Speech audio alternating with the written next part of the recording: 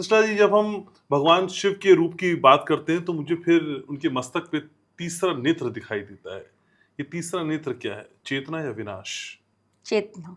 किस बात की?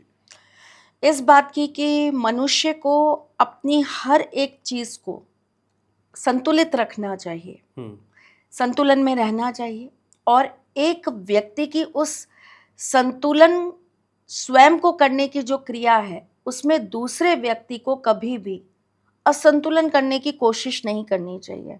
देखिए, युद्ध किसी भी तरह का हो, चाहे वो आंतरिक हो, चाहे वो बाहरी हो, चाहे वो रणभूमि में युद्ध हो रहा हो, चाहे वो गृह युद्ध हो रहा हो, घर के अंदर कलेश, चाहे वो युद्ध देश से बाहर हो या वो धर्म के नाम पर हो, हर एक जगह जो मौजूद है ना उस युद्ध में, वो ईश्वर है।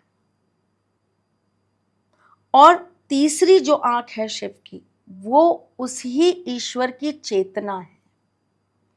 वो ये कहते हैं कि ठीक है, तुम युद्ध कर रहे हो या तुम किसी युद्ध को उस स्तर पर ला रहे हो, तुम अपने अंदर की चेतनाओं को भी जागृत करो। ये ना करो कि सिर्फ अपना अपना अपना फायदा सोचो। उस एक क्षण के अंदर आप ये भी सोचो कि इससे किसी का नुकसान भी होगा, इससे सृष्टि में विनाश भी होगा, इससे प्रकृति का हास भी होगा, इससे इस खूबसूरती का सर्वनाश भी होगा। और तुम जब जब इन सब चीजों को घात पहुंचाओगे, घात मुझे लगेगा, क्योंकि मन की पीड़ा समझने का काम शिव से अच्छा कोई नहीं कर सकता। पीड़ा और पीड़ा को समझना ये सिर्फ और सिर्फ भोलेनाथ का ही काम है। आप उनके सामने बैठिए, वो आपके असुवन के अंदर भी अपनी पीड़ा अनुभव कर लेंगे।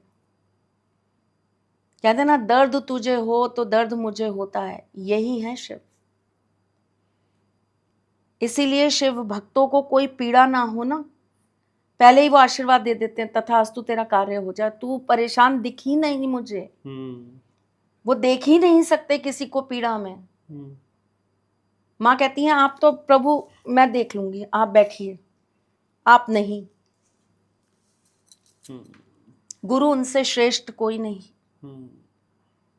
भक्त भगवान और भक्त और भगवान के बीच का संबंध उनसे बेहतर कोई नहीं समझ सकता।